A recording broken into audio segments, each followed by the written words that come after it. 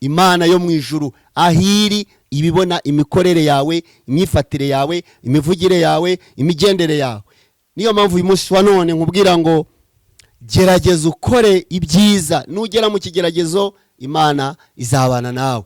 Nugera mu kigeragezo izagutabara. Nugera mu kigeragezo izavuga ngo umwana wanjye reka mutabare muri iki kigeragezo kuko akiranuka, kuko agendera mu nzira nziza. Imana yabiragaragara. Ese wowe igaragara gihe ki? Ese Imana yawe ijya yiyubahisha gihe ki? Ese Imana yawe aho utuye ijya igaragara cyangwa igaragara mu gihe wagiye materaniro gusa? Niyo mpamvu ngira ngo nkubwire uyu munsi wa none, menya ngo hari Imana ifite imbaraga. Hari Imana ugomba guhamya, ariko ukayihamya wageze mu kigeragezo runaka. Icyo kigeragezo iyo cyakugezeho ukagikomereramo, ukagisohokamo neza, Imana yawe iragaragara, ikavugwa, amashimwe akaba menshi mu bantu, bakavuga ati ibyo ari byo byose uriya muntu afite Imana.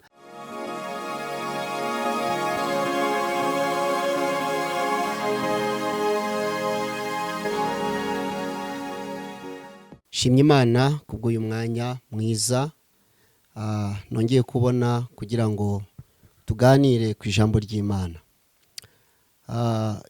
Amazina ni Pastor Steven Karuranga. Uyu mwanya ni umwanya mwiza, umwanya w'umugisha, umwanya wo kumva ubutumwa bwiza aho muherereye hose mu gihugu cy'u Rwanda, Australia, Amerika no mu bindi bihugu byose bitandukanye. Tubahaye ikaze kuri televiziyo yacu Life in Jesus TV. Umwanya tugezemo ni umwanya udasanzwe, ni umwanya w'ijambo ry'Imana. Ijambo ry'Imana tugiye kuganira turarisanga muri Daniel igice cyaho cya 3, umurongo waho turi busome umurongo wa 13. Ndagira ngo mvuge titire y'ijambo ry'Imana ngiye kuvuga aka kanya. Guhamya Imana mu kigeragezo niwe mutwe w'ijambo ngira ngo tuganire. Hari abantu b'Imana bakoze umurimo w'Imana, bahagaze mu gihe cyabo, bakoze mu gihe cyabo, bakiranutse mu gihe cyabo, batinye Imana mu gihe cyabo, bakoreye Imana bahindisha umushyitsi n'ijambo ry'Imana bamenye. Abo bagabo babanye n'Imana mu buryo bufatika, mu buryo bugaragara, nta bintu byabateraga ubwoba, nta bintu byabacaga intege, ariko kuko bari barasogongeye ku mbaraga z'ijambo ry'Imana, bahamije Imana mu gihe cyabo, barayihamya, iragaragara. Ijambo ry'Imana turi busome turaribona muri icyo gitabo cya Daniel 3:13. Reka tubanze dusenga Imana, hanyuma tutega amatwi ijambo ry'Imana aho muherereye hose. Data, mu izina rya Yesu Kristo ndakubashye uyu mwanya muri aya masaha. Ndavuze ngo izina ryawe rihimbazwe, izina ryawe rishyirwe hejuru y'amajuru. Wewe waremye isi n'ijuru, wewe waremye ibigendera hasi n'ibigendera mu kirere. Uyu mwanya mamagaye imbaraga zawe muri iri jambo, mu bariteze amatwi. Mwami Imana, ndasenze kugira ngo ubutware bwawe bumanuke ku buri umwe wese utegira ijambo. Ndasenze mu izina rya Yesu Kristo kugira ngo buri umwe wese asobanukirwe, amenye guhamya Imana yamenye mu kigeragezo icyo ari cyo cyose, mu byo yahura nabyo byashobora guhinyuza umutima we, ariko hari Imana mu ijuru ishobora kumutabara ikamurengera. Mu izina rya Yesu Kristo uyu mwanya ndasenze kugira ngo abagiye gutega amatwi iri jambo ry'Imana rifashe imitima, rifashe ubuzima bwabo. Haba hari uri mu kigeragezo ahure n'iri jambo, iri jambo rigira icyo rirema mu buzima bwe mu izina rya Yesu Kristo. Ndasenze Imana yo mu ijuru kugira ngo ibagirire neza aho muherereye. Tugiye kuganira rero kuri iri jambo. Imana ibahe umugisha kandi Imana ibagirire neza. Iri jambo turarisoma muri iki gitabo nababwiye Daniel igice cya 3:13. Turareba abagabo b'Imana Shadrach na Meshach na Abednego babayeho mu gihe cyabo. Nabibabwiye, bari abantu babizerwa, bari abantu basomye ijambo ry'Imana, bari abantu baca bugufi bakumva umwuka w'Imana ku buzima bwabo. Ntabwo bigeze bashidikanya icyo bari bazi, bari bakizi. reka uyu munsi wa none bamwe na bamwe bagera mu kigeragezo akava mu byizerwa, yagera mu kigeragezo akava ku murongo w'Imana yavuganye nawe. Niyo mpamvu rero tugiye gusoma iri jambo ry'Imana hanyuma tukakurikira uko icyo rishatse kuvuga. Kadusome mu izina rya Yesu Kristo. Nuko Nebukadineza ararakara cyane ategeka ko bamuzanira Sedraki na Meshaki na Abedenego, nuko babashira umwami. Nebukadineza arabakabukana aravuga ati, mbese Sedraki na Meshaki na Abedenego nimwe mwabyitumye kutakorera imana zanjye no kutaramya igishushanyo cy'izahabu nakoze. 15 aravuga ngo nuko noneho nimwumva amajwi y'amahembe n'imyironge n'inanga n'isambuka n'amabubura n'amakondera n'ibintu by'amoko yose bivuga, mukemera kubarara hasi mukaramya igishushanyo nakoze, ni byiza. Ariko nimutakiramya, ako kanya murajugunywa mu itanura ryaka umuriro ugurumana. Mbese Imana iri bubakize ukuboko kwanjye ni iyihe? Aba bagabo bahuye n'ikigeragezo, bahura n'ikigeragezo gikomeye. Ikigeragezo babatambika indi mana imbere yabo, babatambika ikigirwamana. Ariko muri bo bari bazi Imana, bamenye, bari bazi Imana itabara, bari bazi Imana ikiza, bari bazi Imana ifite imbaraga ku buzima bwabo. Umwami Nebukadinezari ashyiraho ikigirwamana, yewe ashyiraho iterabwoba rikomeye. Uyu munsi hari ibigutera ubwoba, hari ibigutera ubwoba kugira ngo uve mu bushake bwayo, uve mu murimo w'Imana, uve aho Imana yaguteretse kugira ngo uramye ibindi bigirwamana bidafite bidahumeka, bitakora. Ariko ndagira ngo nkubwire ngo mu ijuru hari Imana ifite imbaraga, itabara kandi ikora ibitangaza. Bano bagabo basobanukiwe abaribo, basobanukirwa imbaraga z'Imana kuri bo, bari bafite umutima ukomeye, bari barisobanukiwe ubwabo. Icyama nawe ukisobanukirwa, icyama nawe ukamenya ko wahamagawe, icyama nawe ikigeragezo uhagazemo ugashikama, ukamenya yuko Imana igitabara, igatabarira mu gihe cyayo. Kandi iyo uhagaze mu kigeragezo, Imana ijya yihishura ikagaragaza ubutware bwayo n'ubushobozi. Sedraki na Meshaki na Abedenego bitwaye neza mu kigeragezo, barangije babona ukuboko kw'Imana ku buzima bwabo. Birambwira ngo bamaze kubona uwo muriro, Nebukadineza ntabwo yigeze ahwema kubatoteza, yarabatoteje, ariko yagiraga ngo ubwiza bw'Imana bubariho, bubashe kubavaho, bahinde umushyitsi, bahindukirire ikigirwamana cye. Ariko kuko bari bazi Imana, bari barasogongeye imbaraga z'Imana, bari bafite kwizera gukomeye mu buzima bwabo, ntabwo bigeze bahungabana, ntabwo bigeze bateshuka, bakomeye mu kigeragezo. Umuriro barawubona. Reka turebe, igihe cyarageze, Nebukadineza uwo muriro arawucana. Hari byinshi nawe byaba ubona nk'umuriro imbere yawe, hari byinshi wabona bikukomereye, hari byinshi wabona imbere yawe biteye ubwoba, bimeze nk'umuriro. Ariko hari izindi mbaraga zimira izindi mbaraga, hari izindi mbaraga zikomeye Imana ifite. Reka abarizo wizera, abarizo wiringira zonyine. Nebukadineza ashyiraho itegeko, aravuga ati, abo bagabo banze kuramya Imana. Yarangije arababwira ngo Imana iri bubakize ukuboko kwanjye ni iyihe? Ariko bari barayizeye, bari bayifite, bari bafite uko kwizera gukomeye. Ikigeragezo cy'umuriro bacyumvagamo ubusa. Baravuga ngo uko biri kose hariyo twizeye, hariyo twiringiye, naho uko byaba kose, uko byagenda kose. Bibiliya iravuga ngo, iyo usomye muri Yesaya 53 ngo naho wanyura mu muriro ntuzashya, naho wanyura mu mazi ntazagutembana. Ariko ndagira ngo nkubwire ngo iyo uhamye mu ijambo ry'Imana, iyo warizeye by'ukuri udafitemo gushidikanya, ugahamya Imana yawe, nta kindi kintu ureba ku ruhande, Imana iratabara, Imana ihindura bya bindi wabonaga nk'ibigerageza imbere yawe ikabikuraho ukamererwa neza. Niyo mpamvu rero iri jambo bano bagabo bahuye n'ikigeragezo kitoroshye mu gihe cyabo, ariko bahamije Imana, bahamije gukomera kw'Imana, bahamije imbaraga z'Imana, bahamije ubushake bw'Imana, bagaragaje Imana ibarimo. Imana iragaragara, gutabarwa kwayo kuragaragara muri bo, babona Imana, bagaragaza ubushake bwayo, bagaragaza ukuboko kwayo, irigaragaza, iriyubahisha. Reka dusome undi murongo ukurikira, n'ubundi turi muri cya gice. Haravuga ngo 28 niho dugiye kujya, ya 20:16.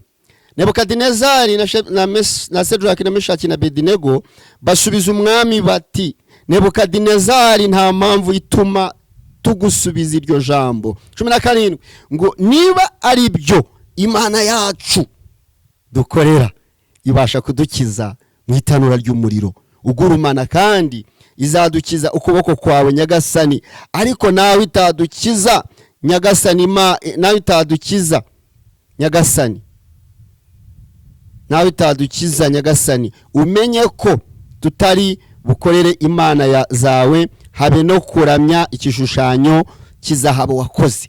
Aba bagabo Sedraki na Meshaki na Abedinego bari barisobanukiwe, bari bafite amaso y'umwuka, bari bafite izindi mbaraga zibakoresha. Baravuga bati, naho Imana yacu itadukiza, twafa twizeye, twafa tuza aho tugana, twafa twiringiye ko naho twapfa twazongera tukabaho mu bwami bw'ijuru.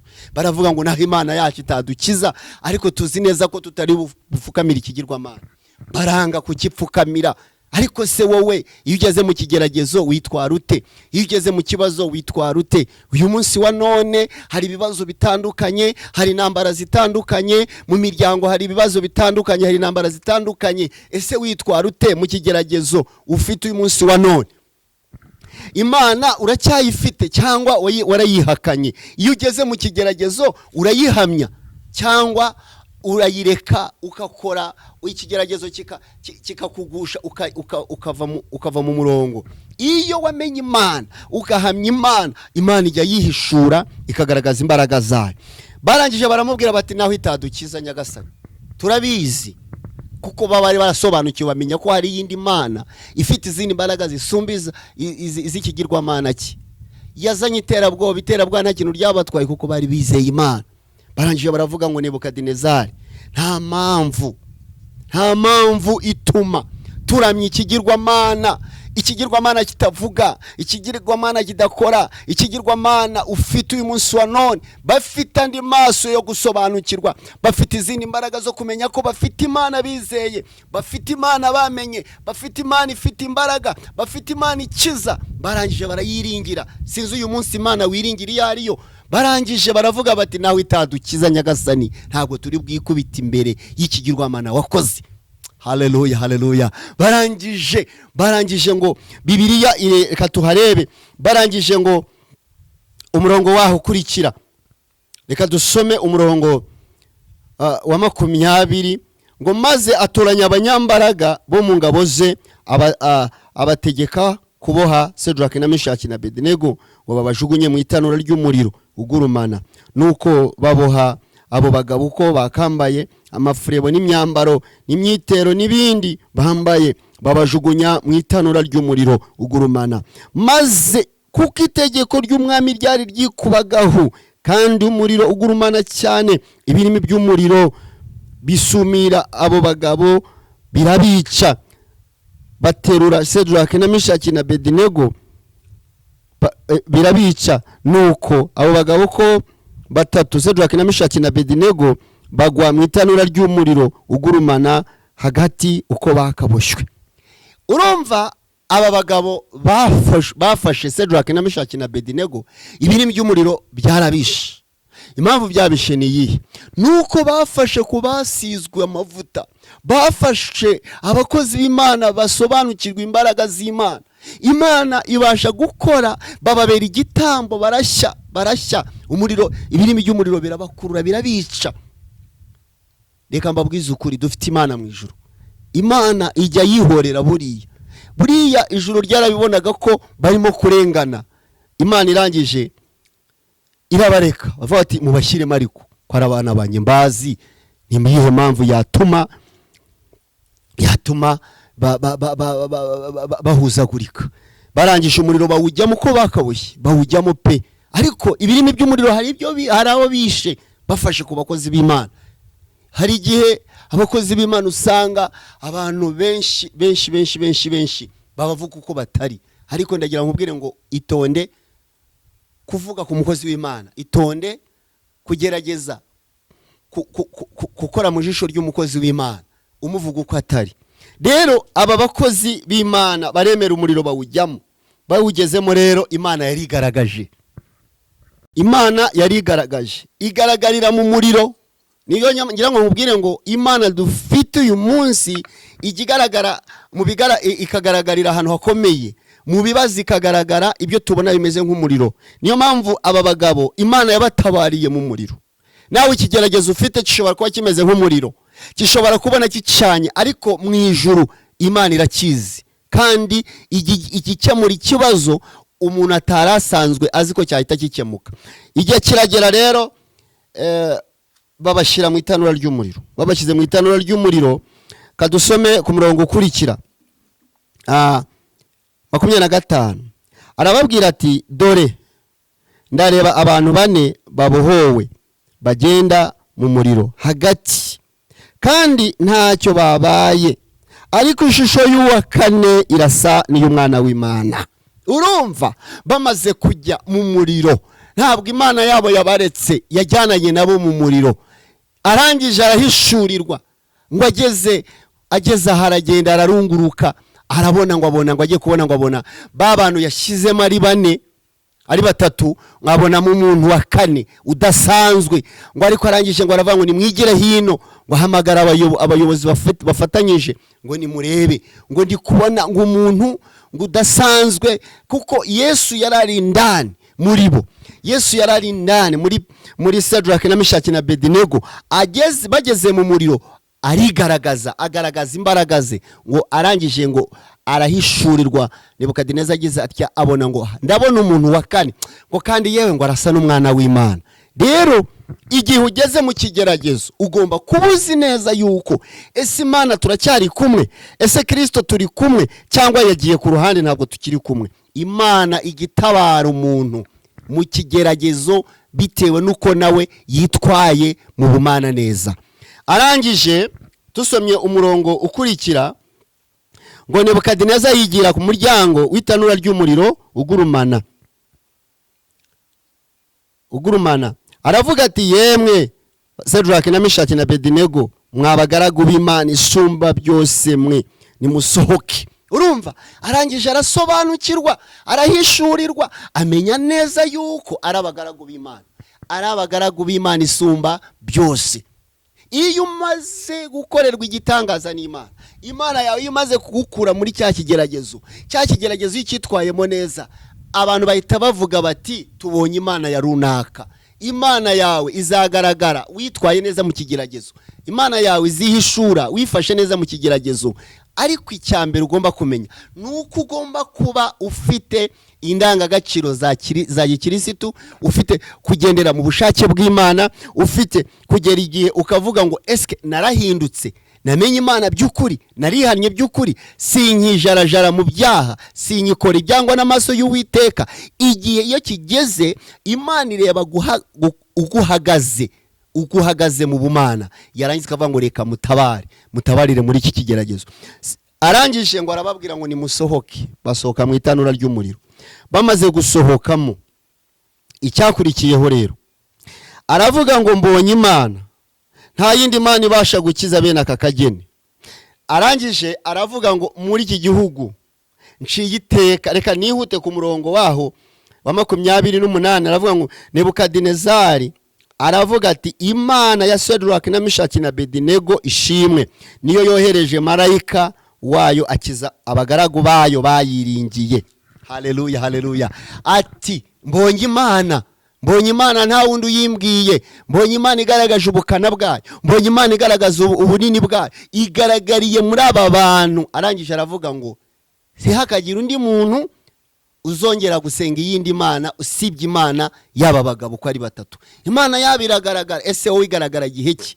Ese Imana yawe ijya yiyubahisha gihe ki? Ese Imana yawe aho utuye ijya igaragara cyangwa igaragara mu gihe wagiye materaniro gusa? Niyo mpamvu ngira ngo nkubwire uyu munsi wa none, menya ngo hari Imana ifite imbaraga, hari Imana ugomba guhamya, ariko ukayihamya wageze mu kigeragezo runaka. Icyo kigeragezo cyakugezeho ukagikomereramo ukagisohokamo neza, Imana yawe iragaragara, ikavugwa, amashimwe akaba menshi mu bantu, bakavuga ati byari byo byose uriya muntu afite Imana, uriya muntu ajya yizera Imana, uriya muntu Imana yamukoreye ibikomeye. Tukiri aho rero, nigeze kubaho mu buzima mara imyaka myinshi igera muri 5 nta mwana mbyaye, ntafite umwana.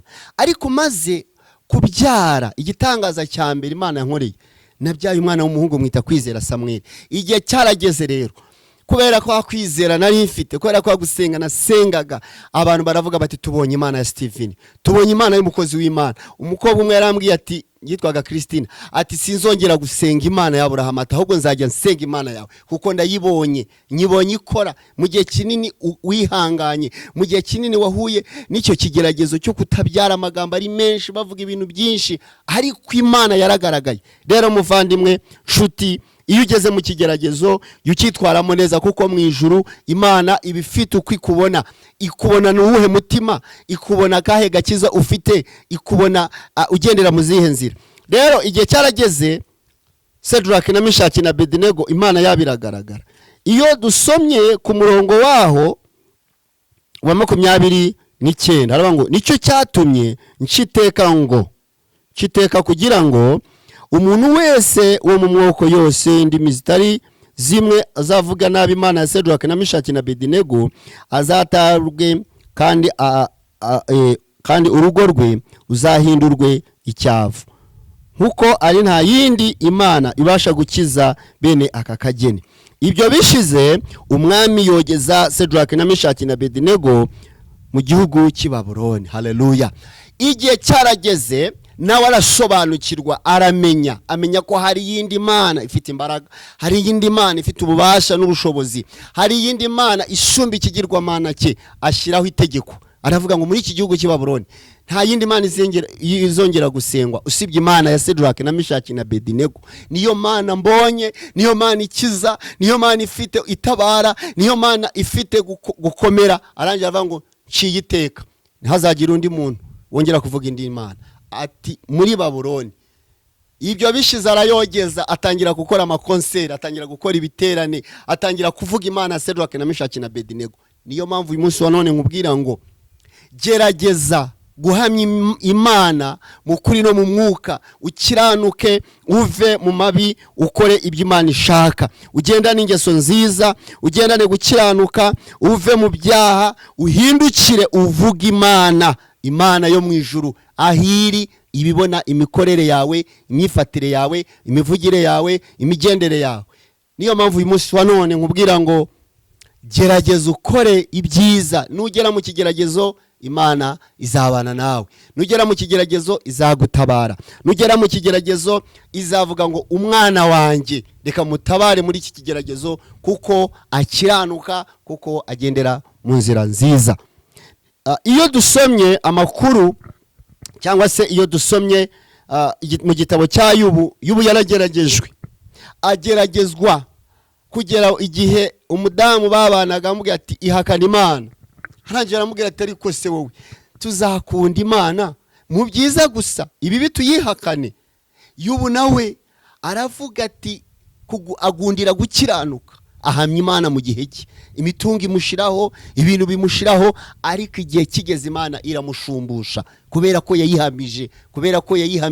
Mu kigeragezo ntabwo yigeze avuga ayihakana, mu kigeragezo ntabwo yigeze avuga ati si Imana yagiye ngo yitotombe mu mutima, ariko yaravuze ati nibyo ngibyo, ibyo ntunze byose nibyo Imana yampaye. Irangije iramushumbusha. Igihe cyarageze n'umudamu babana aramubwira ati ariko uzemera Imana wakuhakanye Imana ukipfira? Ambwira ati ntabwo twakwemera Imana mu byiza gusa, nibibi turayemera.